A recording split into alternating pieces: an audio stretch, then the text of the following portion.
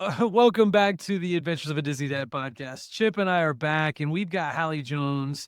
It all started with a mouse 138 on Instagram and on all your social media platforms. Hallie has been kind enough to come back and join us for another episode. She was previously one of our earliest guests on the Yeah. podcast. So, Hallie, we're so glad to have you back.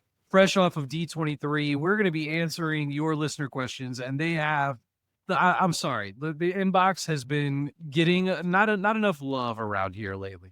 So we need to answer some of your questions. I think there's I think 15 or 20 that are still stacked up. We're going to try and get through as many of them as we can tonight. And again, joining us is Hallie. She just went to D23 and we were planning on doing a full episode on D23. We And were in. Also, thank you for having me back. I appreciate it. I love being on the show with you guys. You guys are a lot of fun. And also, thank you for being my travel agent, Matt. I really appreciate you. I know this is your show, but shout out to Matt for doing that for me because I put him through the ringer with all my trips. And that's one thing. Hallie is a fantastic client to have, and obviously all my services are free at the Magic Flush Travel. And Hallie, like she travels a lot, so she's gonna have a lot of insight. And one of the things that I think is great Well, about Hallie's travels is that she stays at a lot of different resorts. She does a lot of Universal and Disney split stays, so we're gonna be able to talk a little bit about that and answering your questions. But I really want to focus on D23 because I'm disappointed. Were you guys disappointed? didn't really expect much.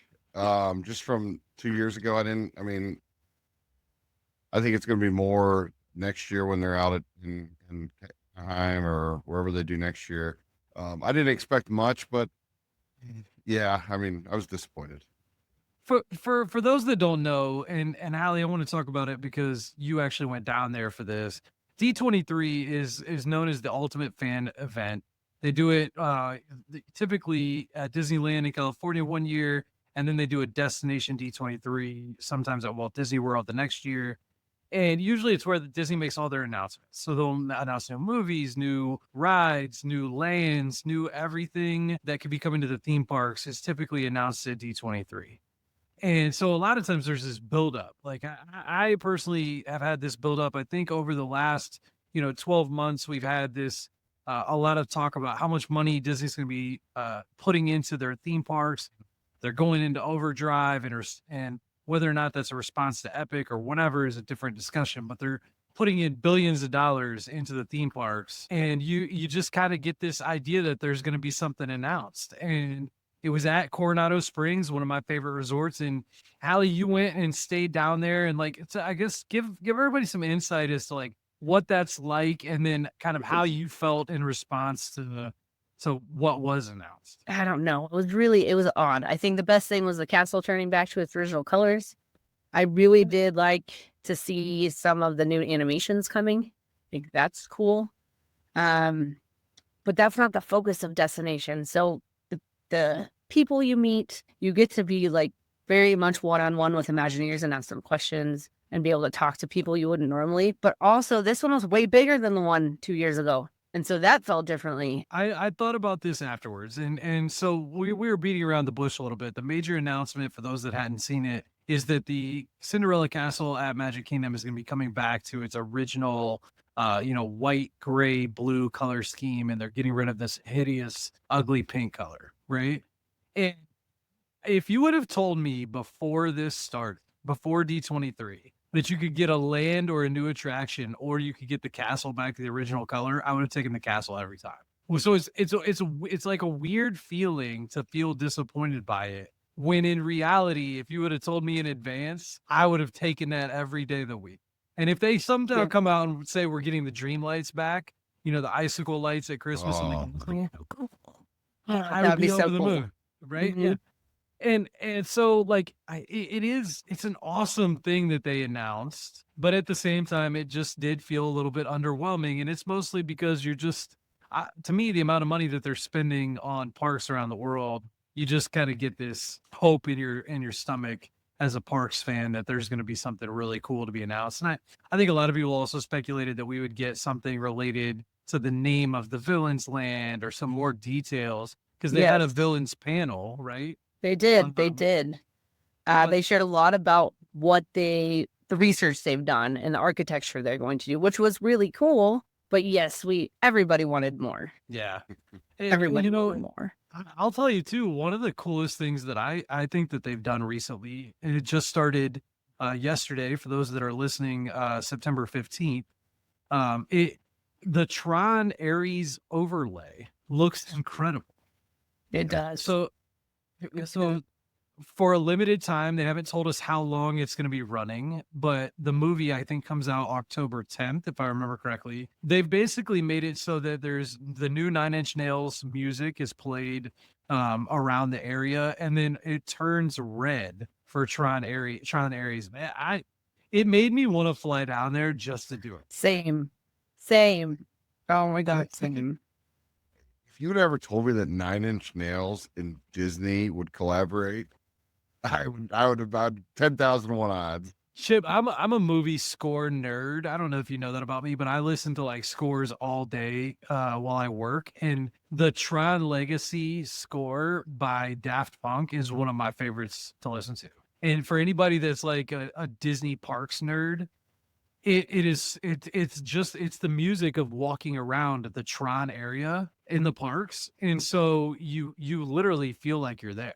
And it's like a weirdly calming score. I don't know how to explain it, but I'm really looking forward to hearing the new music for Tron Aries. And that movie looks a little weird to me because none of the original like characters are coming back, I guess, but I'm still looking forward to seeing it. So we'll see how it goes. Hallie, do you have any plan? Are you going to be down anytime soon where you're going to be able to? Well, actually, so I'm going to be going in October. Maybe something about that. I'll be in contact with you. But it's actually going to be for a Halloween Horror Nights trip. It's with Luke's fairy godmother.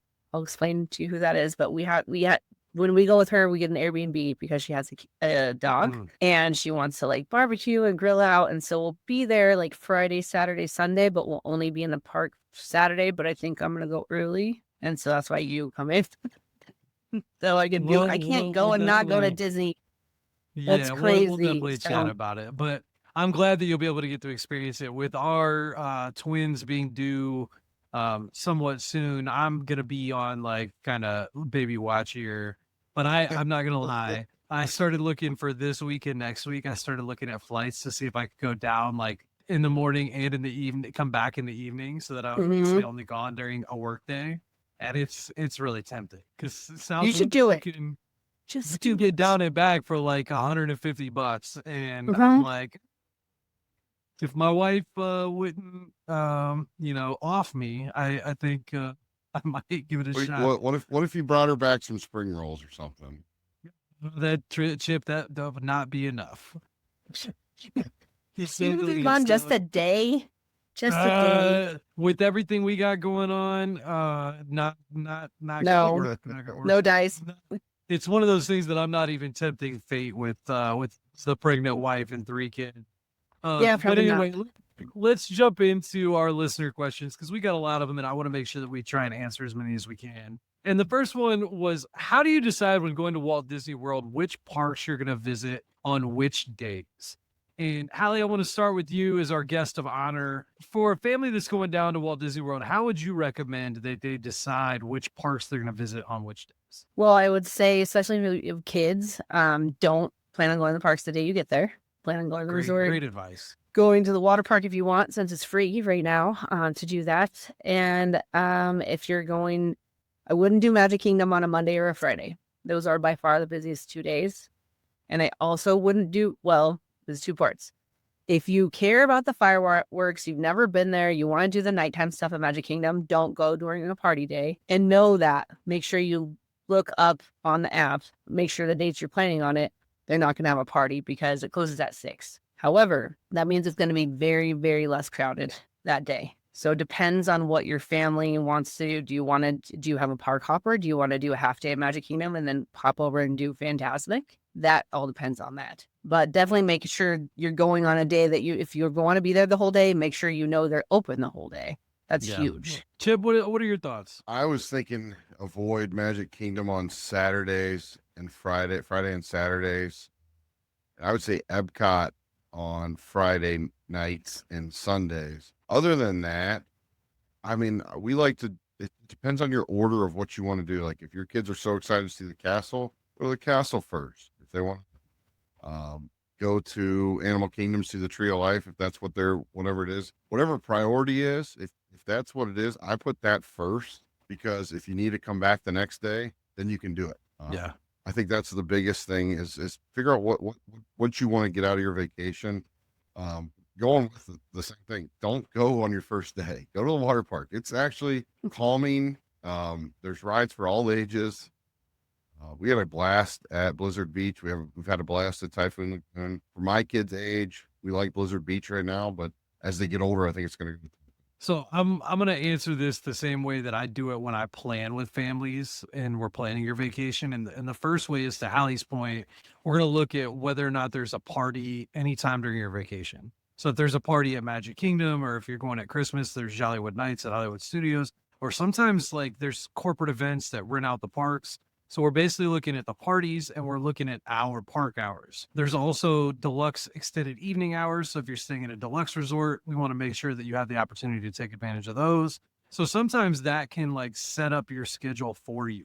But like putting all that aside, let's assume we're going at a time like in March where there are no parties and you're going down for spring break. The first thing that we're going to do is if you have young kids and you're going to plan on riding Slinky Dog Dash, we're going to put your Hollywood Studios day towards the end of your vacation because it makes it a lot easier to make sure that we get it with multi-pass. The same goes with Bibbidi Boppidi Boutique. If you want Bibbidi Boppidi Boutique, we're going to put it towards the end of your vacation. Sometimes those dictate your park days. So 61 days out, if you have a very specific dining reservation, you have a very specific Bibbidi Boppidi Boutique or Enchanting Extra that you want to do, whatever day we get that reservation, you usually aren't going to have a whole lot of flexibility there. That's the day you're going to Magic Kingdom. So a lot of that'll set up if you really want to get space 220 at Epcot, which is a tougher reservation to get, you're stuck with whatever day we get it. But if we've got some flexibility and we have, the ability to pick which days we want, I'm always going to make sure that Hollywood Studios and Magic Kingdom are not on back-to-back days. To Hallie's point, like if you're going to the fireworks or you're going to Fantasmic, I'm assuming that you're going to want to do both. As a family going down for the first time, doing 2 late nights back to back with kids is a bad idea in general. So like I always try and tell people, split your Magic Kingdom day and your Hollywood Studios day up with either a rest day or Epcot or Animal Kingdom. And that way, maybe we're not rope dropping that day because we're doing the fireworks late one night on a Wednesday night. Then Thursday morning, we're not rope dropping. We're going to relax. We're going to spend the day at Animal Kingdom. Friday, we're going to do a late night at Hollywood Studios. And to me, it's even better if you can make one of those late nights the night before you fly back, because then your kids are tired on the plane. Everybody's ready to go home, that kind of thing. But it all starts with, to Hallie's point, the parties and the park hours are like the most important thing. And then your reservations can kind of dictate where things go. And then we try and, add in our preferences from there if we can. And if you can get all the way down to Chip's point where, you can avoid a Monday or a Friday, like Hallie said, that's great too. But a lot of times we don't ever get that far down because of all the other things that dictate what days you're going to which park. That's a good point. And also don't think that you're not going to be exhausted not having kids, because also doing back-to-back Hollywood Studios and Magic Kingdom, doing after hours or just staying till the end, you're going to want to rest. You're not going to want to rope drop the next day with or without kids. It's miserable. You're going to be tired. And it's the same way. Like if you don't have kids and if you're staying at a deluxe resort and you've got, those deluxe evening hours until 11 p.m. at Epcot one night, the next day you're not going to want to rope drop. Like that's just the reality. Some people they go 100% every single day. And I like, if it's your first trip, I just don't recommend that. I think it's a little on the crazy side, but our rest days always in between those because we stay at DDC and we always take the rest day between those 2 days. Yeah, you've got to. And some people, like I acknowledge, like there's a lot of times I'll plan vacations for people. They don't have the luxury of being able to have a rest day in their vacation because they're not, they don't want to spend the money to have a day where they're not going to the parks. And I can understand that. But, we try and build it in if we can. The next question, Hallie, this is right up your alley because I call you the split stay queen. Okay. The question was, what are your best tips for a split stay between Universal and Walt Disney World? Okay, so I personally would say start and end with Disney. And here's why. I love Universal. I love Universal. Disney has a different vibe to it. And the times that I have gone to Disney and then gone to Universal, I was like sad. But because I didn't get to go back to Disney. 2, stay on property in both places. I know that sounds like a pain in the butt, but stay in one place for a couple days and then stay in another place for a couple days. Because then that way you can utilize the extra park hours for staying at that said resort.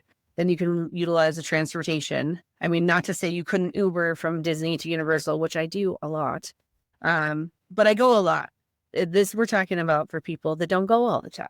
So you want to have the whole experience of being at Universal and the whole experience at Disney. I would recommend doing like 3 days at least at Disney, if not 4, and don't skip Animal Kingdom. And you can do Universal probably in 2 days, 3, at least 3 and 3, I would say at least. Go for a whole week. If you're really just going once, go for a whole week. There's a lot to see and do. I mean, there's so much to see and do. I still haven't seen and done everything, and I've gone a zillion times. I literally had a guest the other day call me and wanted to do all of Universal and all of Disney, meaning at least sometime at every park, and they wanted to only go on vacation for 5 days. I was like, Oh no. I was like, and I was like, you're gonna have a bad time. So like, I'm pretty blunt with people when I'm planning their vacations. Like, if I think you're gonna have a really bad trip based on what it is that you're like trying to force into it, I'll tell you it's not the trip for me to plan. Because at the end of the day, if you have a really bad time, you're gonna blame me for it. And I don't want to be that guy trying to help you do the impossible, so to speak. And you know, to Hallie's point, like put Universal, like if you have the park to park tickets and you're doing the 2 old parks in one day, if you have Express Pass, you can do it. And then you could do one day at Epic Universe. So like it's possible, but you're not getting close to doing everything there, as Hallie pointed out. Like it's not even close. But the one thing that that Hallie mentioned that I think is really important here is those Ubers between Disney and Universal are not cheap, and they're also not short. So like I'll have people that say that, you know, they want to stay at Disney the whole time and then go back and forth to Universal for 3 days. And besides like the benefits that you get of early entry, like Hallie said, or if you're staying at a signature level resort, getting Express Pass, it is like a pain. It is a pain. And you're looking at like $50. It truly is. It truly is. I'll tell you that right now. I do it a lot. It's the pain. And it's like $50 each way. It's not like it's a short, it should be in theory like 30 minutes, but I had a time where, and Hallie, I think I told you about this, it took me 2 hours to get from Universal to Animal Kingdom one. Depends on traffic. It totally depends on traffic. And there's so much construction and all that other stuff going on, like that it's just a really bad idea. You're better off just going and taking your stuff, packing and unpacking, and Alice, as Hallie pointed out, like switching resorts. And Universal's usually cheaper, like in general. Are there any perks with staying at like Portofino or Royal Pacific with Epic right now, or is it still nothing? Just early in. So you don't get Express Pass at Epic Universe when you stay at a signature level hotel yet. But they do have a new ticket for Express Pass where you can get all 3 parks for 3 days or more than 3 days. But you can get Express Pass for all 3 instead of, it used to be that you had to buy Express Pass specifically for Epic separately. So it's a lot more affordable now to get Express for all 3 parks than it used to be. See, I don't really think you even need that for Epic. I think you need it way more for you Islands of Adventure. Oh, girl. I've told clients I would not go to Epic Universe with kids without Express Pass. And I know that like Epic. No, I'm not talking about Universal Studios or Islands of Adventure. I'm just talking about Epic. Epic Yeah. Universe. A week ago, the Donkey Kong Minecart Madness was 330 minutes. I saw that. Yeah. 330 gosh. minutes. And I've had way I guess too it's many. been 2 months since I've been, so maybe it's gotten way more crowded. And you know, the thing that I've learned, Hallie, is like when we go a lot, we don't think about that kind of stuff as much as people that don't go at all. Because we're just like, all right, if the wait is really long, we'll just skip it this time because we'll be back again, right? So Right. it's not as ingrained in our minds when Velocicoaster is at Islands is 210 minutes on. See, that's Express Pass, though. Yeah, of course. But Yeah. what I'm saying, like when we see that, we're just like, all right, I'll ride Velocicoaster next Yeah. time. True. And Yeah. it doesn't. But like when I have clients that go and it's their one trip, and Donkey Kong is 330 minutes, and you know there's not a ton of small kid rides at Epic Universe. That completely changes their vacation. Yeah. Because That's a good now point. they've had a really bad time, right? Mhm. If Yeah. you go to Super Nintendo World with little kids, which basically, you know, we could debate this, but you're basically down to two lands if you've got little kids at Epic. You go to Super Nintendo and you get, you know, 160 minutes for Mario Kart, and you get 220 minutes for Donkey Kong. You're having a very, very bad vacation. Yeah, that's very bad. That It just wasn't as busy when I was there. I did everything. We did everything, and it wasn't a big deal. and But I didn't really have to wait. But they're lately, I think that more people are going is part of it. More people are definitely getting Express Pass, which has made some of the Express Pass lines a little longer. I've seen also, but I'm just at that point now where I literally told a client yesterday I would not go if I didn't have it, for me and my kids. Yeah. People know that I'm blunt about this kind of stuff. Like I would rather just not go. Yeah. No. 2 cents. Not. That's why I use you. I mean, it doesn't help me sell stuff, you know, because I'm just not that guy. But you know, that's my view on it. So here's a really fun question that Chip and I have experienced a little bit together. And Hallie, I don't know if you've focused on this much, but I'd love to get your thoughts on it first. Where are the best spots at Walt Disney World to view the Magic Kingdom fireworks outside of Magic Kingdom? Let's say you're going your arrival night, you want to catch the fireworks, but you don't have a park ticket or whatever. Where would you go to watch the fireworks? Chip, where would you go? I'm going to Poly Beach. That's what I was gonna say too. That's my go-to. You know what? I That's a have to good tell you, man, spot. we watched it this year from Wilderness Lodge, and we watched it twice. And the first time it was okay. The second time I was in the pool and they played the music, which is awesome when you're swimming. They're playing the music and you're hearing the bangs. You couldn't see it. But I thought that was just a cool experience. But the Poly Beach is where I'm gonna get a Dole Whip, or maybe We've or- literally done that together. correct. And we've met teachers. I was down there. We met those two teachers. So Yeah. and I've done that with my family. We actually saw when Happily Ever After came back, we saw it opening night from there. So Yeah, that's where That's a great spot. Have you ever done the fairy fireworks I dessert have thing? not, but I've had clients do it. And, in general, I have not done it because I'm of the opinion that if I'm going to watch the fireworks with my kids in particular, I'm going to be on Main Street or in the hub. Well, this is outside the parks, man. But that's I like that. That's I'm never answer. in this.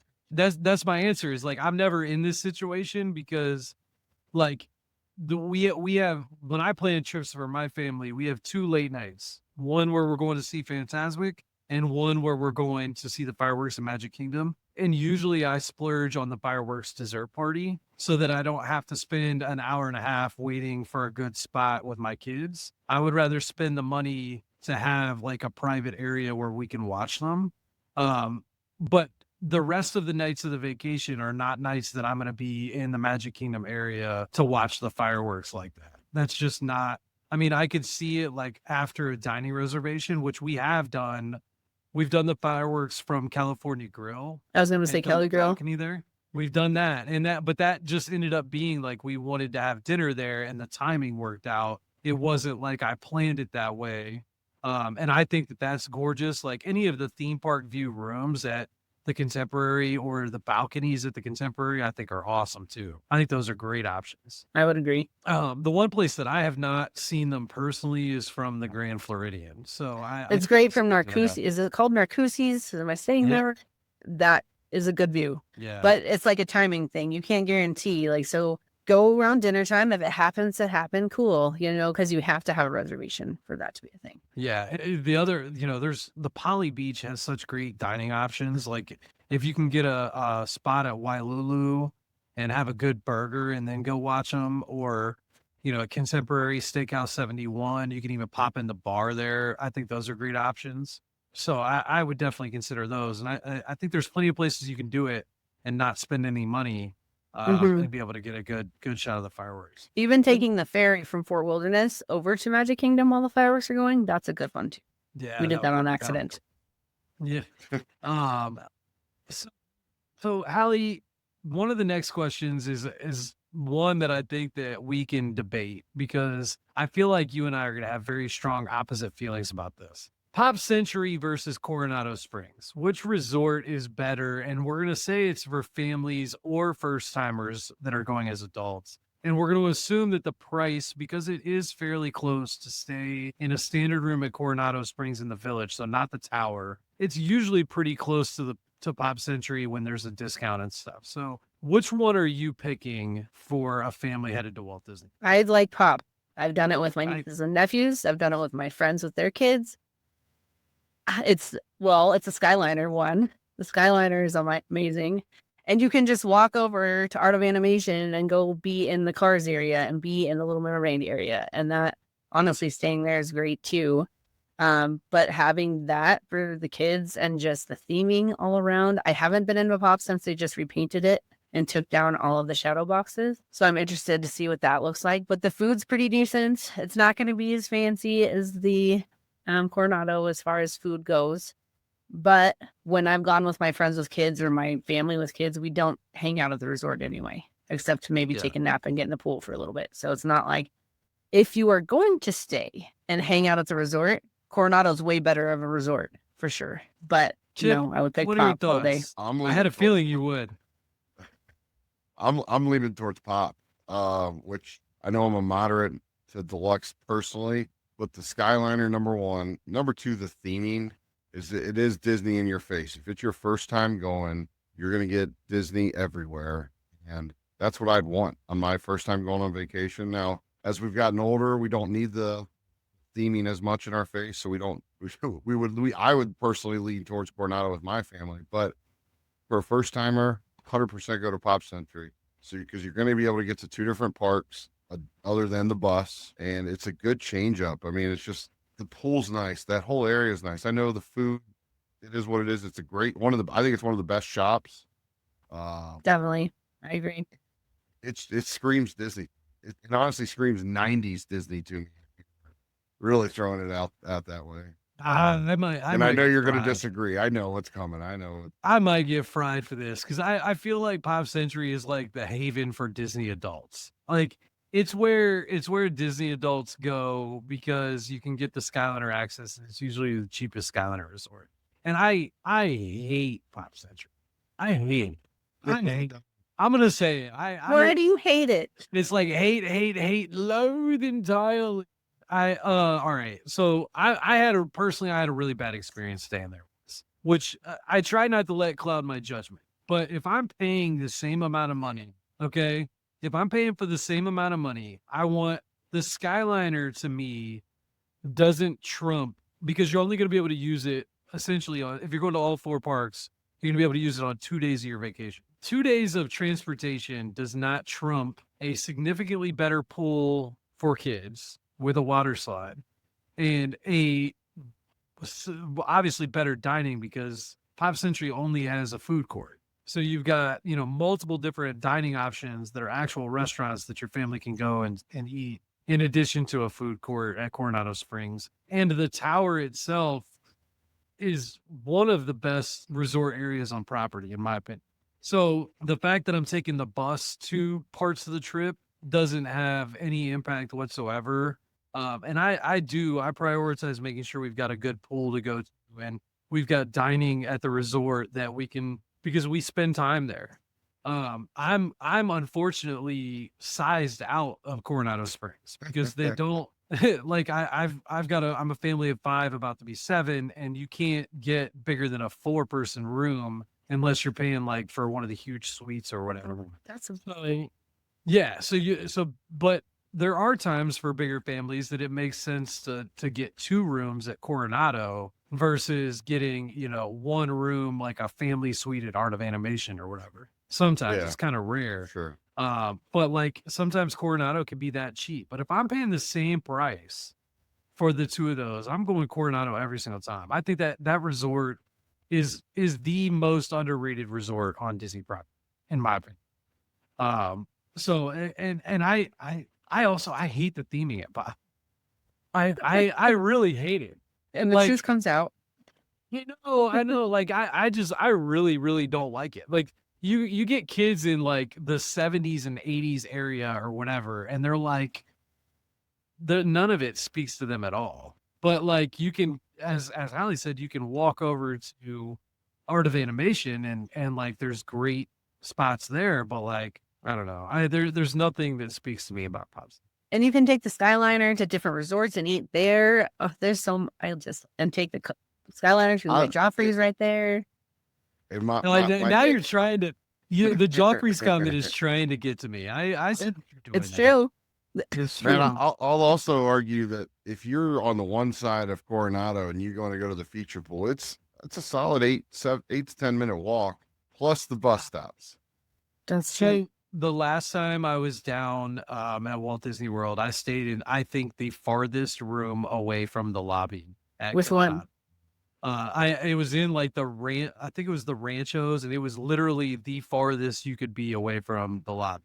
And there were moments that I was questioning some decisions there, Chip. I'm not gonna lie to you. But like for me at Coronado, I'm typically gonna pay up for the tower.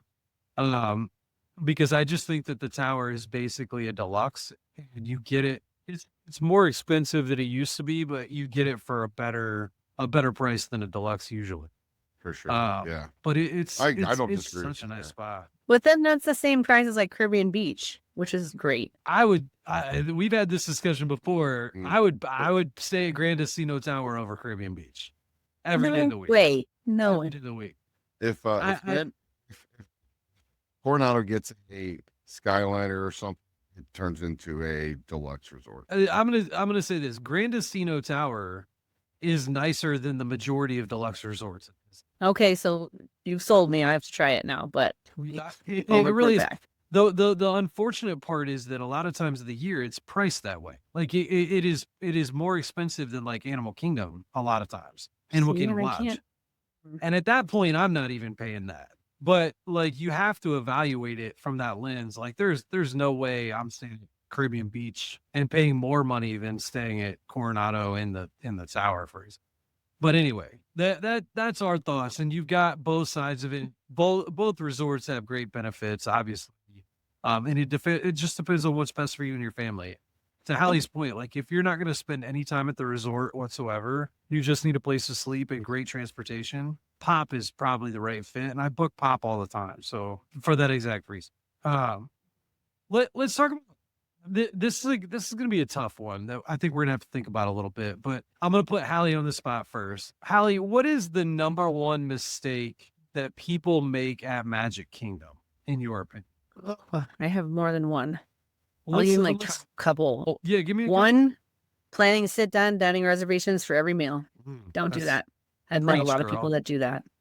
It takes up so much time, especially if you only have one Magic Kingdom day. Definitely do one. Do one. Don't do 3. Another one is over planning or under planning. Both are horrible mistakes. If you over plan and you're like, I have to do this, and it doesn't happen, and you're like devastated, and then it won't happen anyway. You can plan all you want, and it's not going to happen. You have to put a little bit of leeway in it, and then also don't go in there with no plan because that's not a good idea either. Not using a travel agent.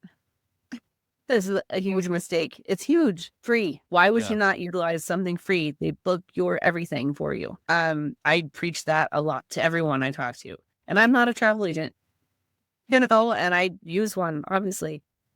We very much appreciate it for sure. And then my last one is leaving right after the fireworks because it is the most crowded, bottlenecked, horrible mess that you ever be in your life. Don't do it. Do the fireworks and go ride some rides and hang out, get a hot dog at Casey's Corner or something and just relax because you do not want to be stuck in that. The ferries will be full, the buses will be full, the monorail will be hideous. Don't do it.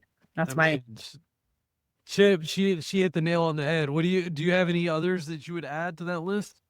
Mine is booking your lightning lanes in different parts of the park and having to walk ping pong style. Ping pong. And I'm guilty as all get out. I'm captain of that train because I want this certain ride versus just enjoying the area we're in and maybe getting over to the other side a little bit later. I think there's parts of Magic Kingdom I've never even been into.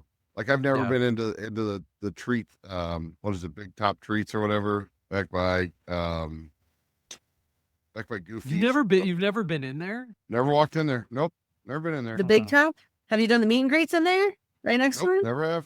Nope. Never done that. That's the best way to go for kids. I don't get over there till the end of the night. And so by the time I get over there, it's all closed. So I've never been in there.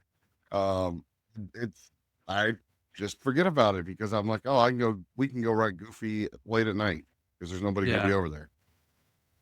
Those are definitely good ones. And Hallie, my number one mistake that people make at Magic Kingdom is the exact one that you mentioned, and it's over planning. That is the park that you always get the mom that found everything on Facebook that like has the day planned down of every 5 minutes on a spreadsheet because there's more attractions, there's more characters, there's more shows, there's more things to do, and there's no flexibility whatsoever. So as soon as their kids start to get tired and they really should go back for a nap, mom is like forcing them through the day.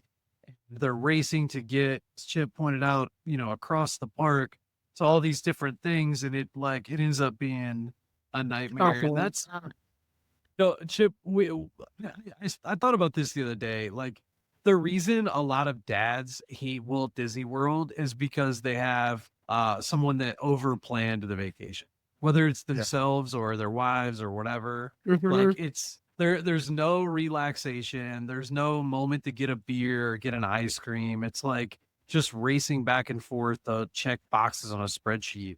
And that's how you end up having a really, really bad time. So to me, like you have to plan some. Like I'm not saying you shouldn't plan, but you need to have flexibility built in, which is why we always talk about picking 3 attractions, 2 character meets or shows or fireworks or whatever, and 1 sit down good meal, and you're gonna have a really good time. Anything else is like a bonus. And honestly, if you I just want to mention this, if you buy the individual lightning lanes for Tron and Seven Dwarfs Mine Train, and you buy multi-pass, you have 5 attractions already built in. Like you're gonna have a good time if you just kind of stick with that as your base plan. You add in a character or 2 and a good meal and then the fireworks and you're set. I agree. And if you have kids, even if they're like 7, get a stroller. Get a stroller. Because I have had so many people, friends, family, whatever, our kid doesn't need a stroller. They're 5, they're 6 or 7. Yes, they do. Get a stroller. Your life will be so much easier. Just do it. Yeah. I'm stuffing all my kids into strollers. Yeah. Yeah. Like I don't. Matt's gonna be a double. They're gonna have a quad stroller. We're gonna have whatever it takes is my answer to that question, Chip. So I could not agree with that more. The next question is, when should you consider park hopper tickets? Like Hallie, when do you think it's okay to go to Walt Disney World without park hopper, and when should you make sure that you have it and think it's worth the money? If you're in there for 4 days, you could do 1 park per day, and that's great. Not including the day you arrive, because you don't want to, like I said, go on the day you arrive. But if you want to go back to another park, so if this is going to be your only trip you're doing, and you're only doing it once every 10 years or something, get a park hopper. Plan on using it on days like if Animal Kingdom closes at 6 o'clock, and you want to go watch Fantasmic that night, or for a second time, or if you want to go see the fireworks again, or just to have that availability to you. Now, I also will say don't overuse the park hopper because then you're going to waste so much time hopping from park to park to park.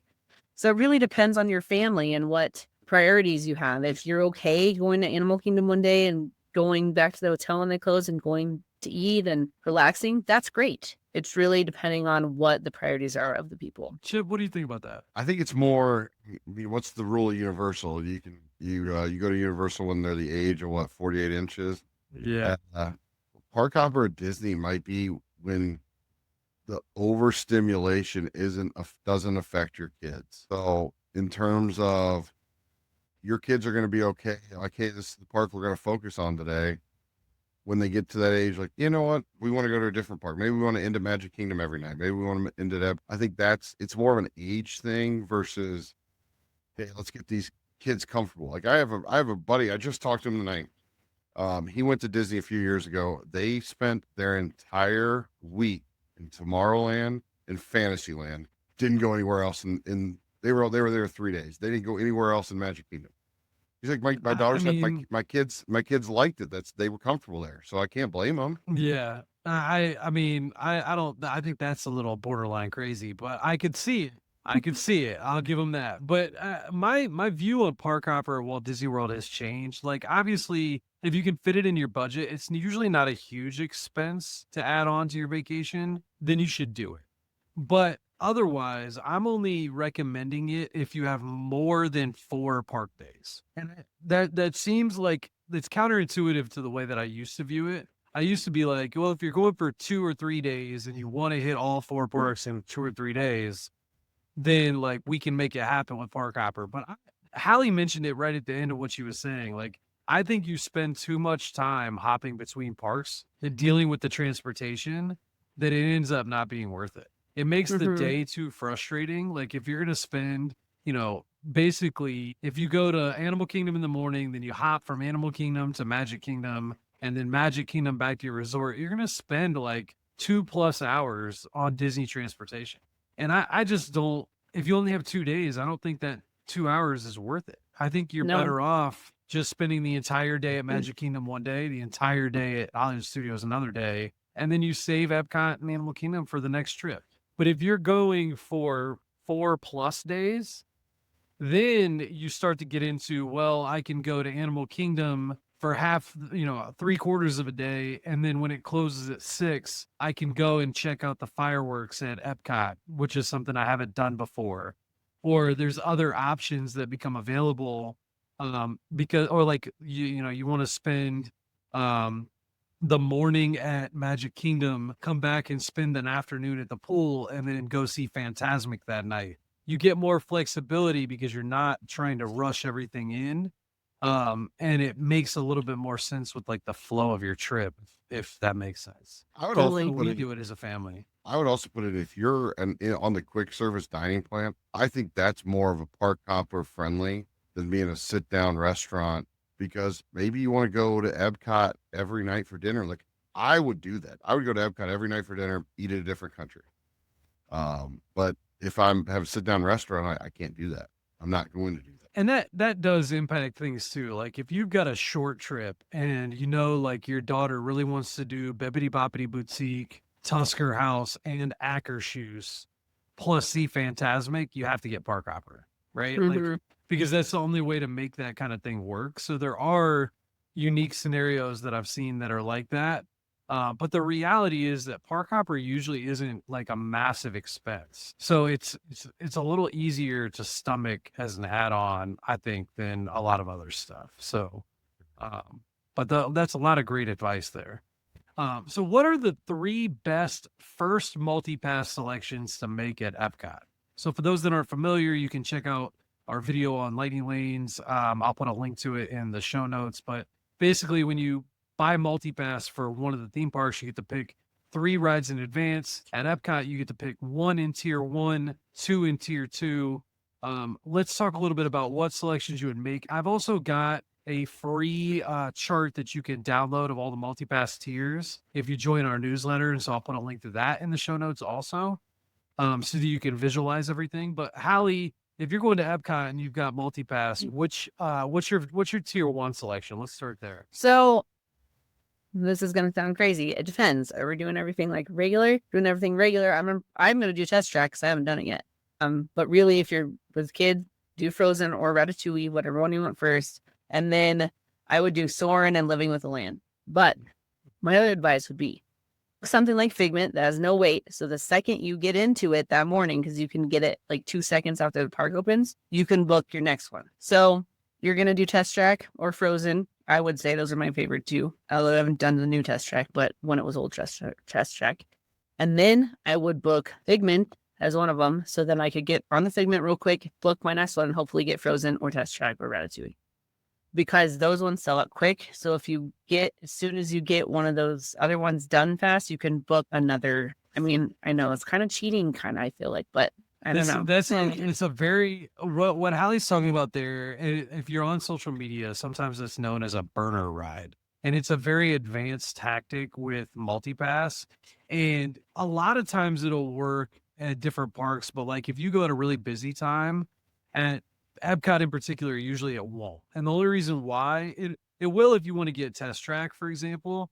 But if you want to get one of Remy's or Frozen, yeah. you basically have to pick one first, and you have to rope drop the other one because there's so many people that are picking either of those two attractions that even if you were able to go and immediately scan in at Figment, the Remy's wouldn't be available by then. See, that's why I'm saying to do Frozen or Ratatouille. Well, that's so what I'm saying is, so if you pick Frozen first, right, and then you pick Figment and you go and scan in at Figment, usually what we've seen is if it's a like spring break or post Christmas, Remy's is already gone. Like you can't even scan in fast enough to be able to get that. But it is a good thing to keep in mind on lower crowd days, but also Test Track would usually be available. So the idea is that the earlier return time that you have for your lightning lanes, and I go into this a lot in the lightning lane video that I've linked below. But like the earlier your return time, the earlier you can pick a different ride and you can get the more popular one before somebody else does. Which is a great point Hallie's making there. Chip, what are your thoughts? What are your selections? I'm going the same Are you going way. through I'm the gonna same process? Yeah. I'm gonna rope drop. I'm not that advanced, but I like that the hack of trying to get it.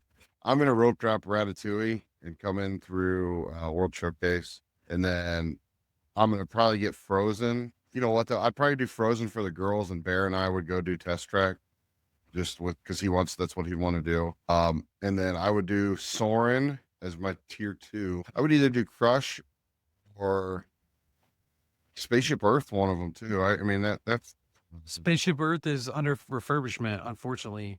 But like I am the up there. the, I go the Turtle reality, yeah. So the reality is that the tier 2 selections at Epcot are not great.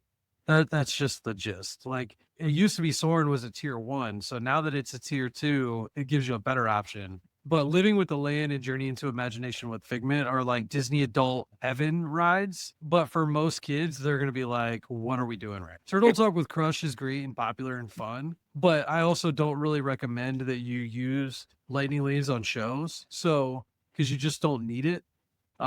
So I always tell people just pick Journey into Imagination with Figment. Your kids might have fun. They can meet Figment afterwards. Living with the Land is educational, so like you've got great options there. And again, you can see what the Disney adult fuss is about. But otherwise, like the big decision that you have to make is your tier 1, and it's almost always going to be: are you doing Frozen or are you doing Remy's Ratatouille?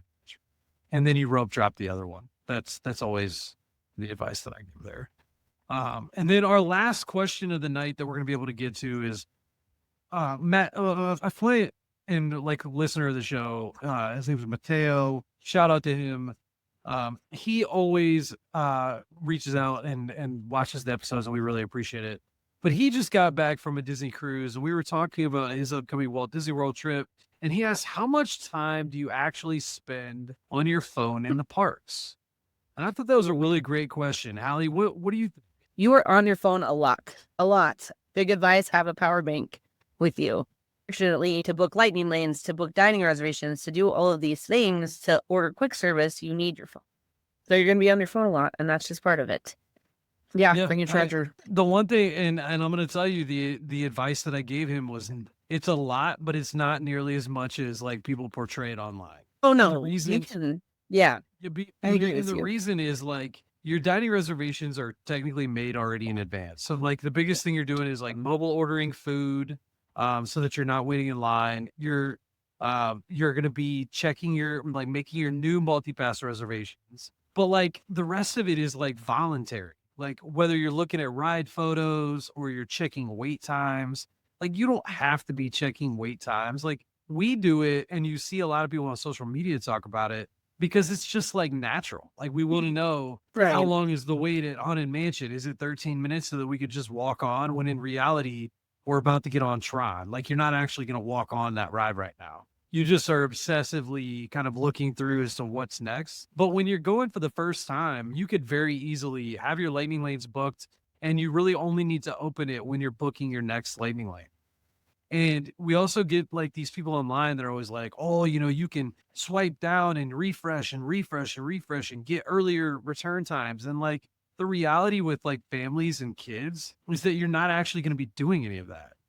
Your next return time is usually going to be within the hour. And between the amount of time that it's going to take you to go to the bathroom, walk into a shop, grab a snack, or just make your way over there, you're either going to see something else that you can walk on, or you're not going to be sitting there obsessively trying to get Tron 20 minutes earlier.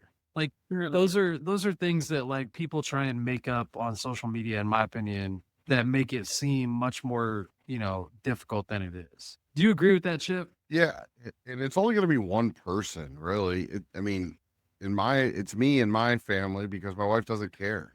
Yeah. And like she doesn't care, and so it's only one But you would person. agree that you're not refreshing like the app to try and get earlier times and all that nonsense. Like I you don't look do at that it either. when you can. It depends how close I am. If I can, I try, but if not, I'm not too worried about it.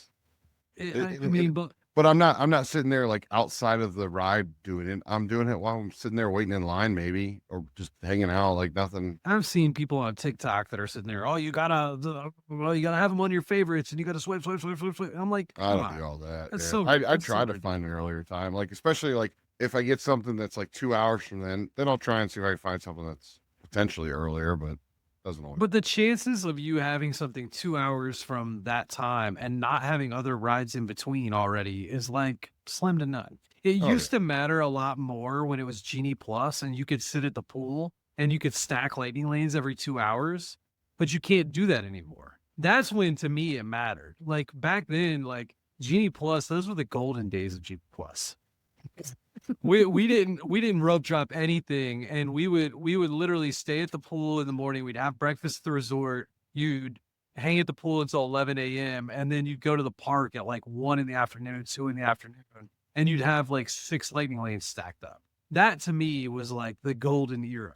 And then you'd want to maneuver things around a little bit because you've got 6 rides all in a span of like 4 hours. Like you have to move them or whatever. But like yeah. this whole new system to me, you've got 3 at a time all the time. It doesn't, you're not going to be doing it that much. But Sure. anyway, that's going to wrap it up. We hope we've got a lot more listener questions we've got to get to. So if we didn't get to yours, I promise we're going to do it on a future episode.